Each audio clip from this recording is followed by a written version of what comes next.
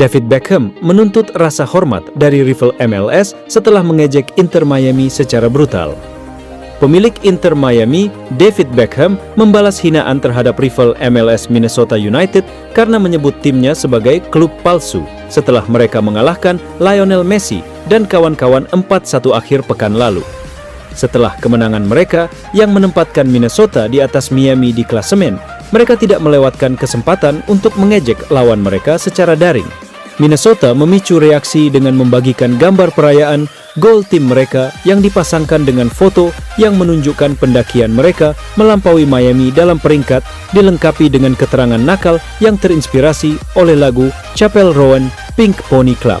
Beckham, yang tidak terkesan dengan hinaan itu, menanggapi hinaan mereka dengan menyatakan, "Tunjukkan sedikit rasa hormat, bersikaplah elegan saat menang." Meskipun demikian, Minnesota tidak henti-hentinya bersorak gembira pasca kemenangan, mengunggah foto lain yang memamerkan spanduk yang mengejek Miami. Spanduk itu bertuliskan, "Sejarah melebihi sensasi, budaya melebihi uang," dengan penekanan mengejek pada kata sensasi dan uang dengan warna merah muda sebagai penghormatan kepada Inter Miami, yang terkenal karena menghabiskan uang untuk mendatangkan talenta-talenta bintang seperti Messi, Luis Suarez, Sergio Busquets, dan Jordi Alba. Tak terpengaruh oleh kejenakaan mereka, Beckham menegaskan kembali pendiriannya dengan berkomentar, "Rasa hormat di atas segalanya." Ketegangan meningkat saat beberapa pendukung mendukung postingan Minnesota, mengecam tanggapan Beckham, menuduhnya tidak menghormati MLS dan bertanggung jawab atas harga tiket pertandingan yang tinggi. Seorang pencela mengeluh, "Hai David, klub Anda adalah alasan mengapa keluarga-keluarga yang baik tidak mampu pergi menonton pertandingan sepak bola." Penggemar lain mengungkapkan ketidakpuasan mereka dengan mengatakan, "Anda tidak menghormati MLS dan budaya sepak bola Amerika dengan melanggar peraturan liga kami. Jika Anda perhatikan, semakin banyak penggemar yang mulai menolak Messi dan Miami secara langsung." Pendukung ketiga menimpali, "Kami lebih menghargai budaya daripada uang. Apa kamu tidak membaca tandanya?"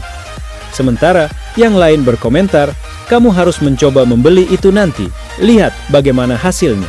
Beckham telah menjadi pelopor bagi Inter Miami sejak ia mendirikan tim MLS pada tahun 2018, memanfaatkan klausul dari masa-masa bermainnya di LA Galaxy yang memungkinkannya meluncurkan waralaba MLS.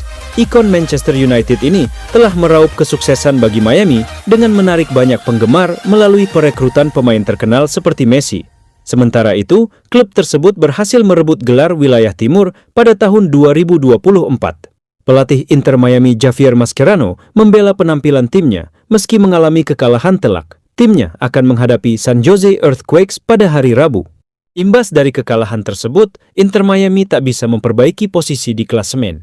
Mereka tetap berada di peringkat keempat dengan koleksi 21 poin. Namun The Herons masih memiliki satu pertandingan yang belum dimainkan.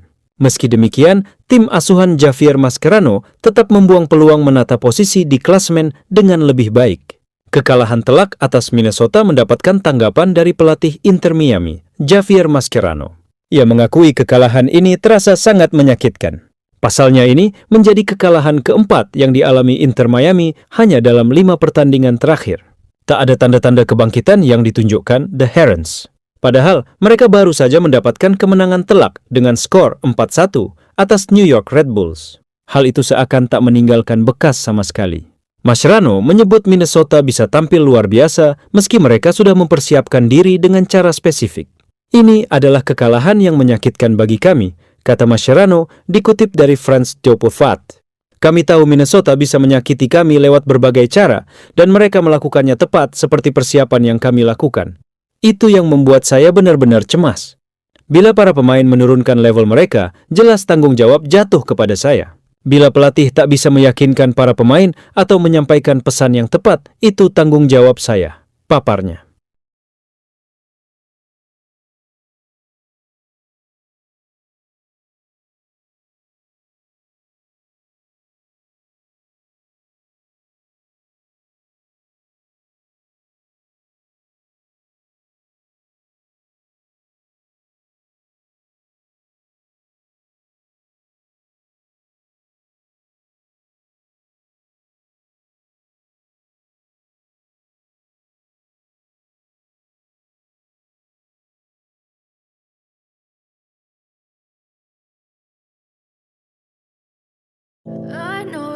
told your friend you're not okay? And tell me what's wrong and why you never said you felt that way. And guess you're trying to stay strong and fake a smile until I look away. Toni Kroos, sebut bintang Barcelona, pemain terbaik di dunia pada posisinya. Mantan bintang Real Madrid Toni Kroos menyebut pemain Barcelona saat ini sebagai yang terbaik di dunia di posisinya, mengabaikan Rafinha dan Lamine Yamal. Kroos, yang pensiun tahun lalu setelah memenangkan Liga Champions bersama Los Blancos, menghabiskan sebagian besar kariernya di ibu kota Spanyol, dengan masa yang sukses di Bayern Munich sebelum itu. Mengingat hubungannya dengan Madrid, sulit membayangkan Kroos mengatakan sesuatu yang terlalu positif tentang rival lamanya itu. Namun, pemain berusia 35 tahun itu memuji salah satu bintang karena ia menyebutnya sebagai bagian terpenting dari teka-teki Hansi Flick di Camp Nou. Berbicara di podcastnya, sebagaimana diterjemahkan oleh ESPN, Kroos mengakui bahwa ia yakin Pedri adalah gelandang terbaik di dunia dan terus memuji pentingnya Pedri bagi semifinalis Liga Champions yang tersingkir. Pemain berusia 22 tahun itu, yang merupakan bagian dari skuad Spanyol yang memenangkan Euro 2024, selalu hadir musim ini menjadi starter dalam 91% dari 33 penampilannya di La Liga. Dan Kroos telah menjelaskan mengapa perannya lebih penting bagi Flick daripada Rafinha atau Yamal. Bagi saya, pemain seperti Pedri lebih penting daripada Lamine Yamal, Rafinha, atau Lewandowski. Mereka mungkin menentukan hasil pertandingan, tetapi untuk melakukan itu, Pedri saat ini adalah pemain terbaik di dunia di posisinya. Dia adalah pemain yang akan Anda rindukan saat dia tidak bermain, siapapun lawan Anda. Dia tidak hanya mencetak gol atau memberikan assist, dia juga menawarkan solusi. Saya telah mengamati apa yang dilakukan Pedri musim ini. Di Liga Champions, ia lebih baik dari lawan-lawannya di setiap pertandingan. Di La Liga, ia lebih ekstrim. Jika Anda kehilangan pemain seperti dia, Anda akan menyadarinya. Ia yang terbaik. Ia salah satu dari sedikit gelandang di posisinya yang memiliki kemampuan untuk menggiring bola melewati pemain lawan saat tidak ada ruang.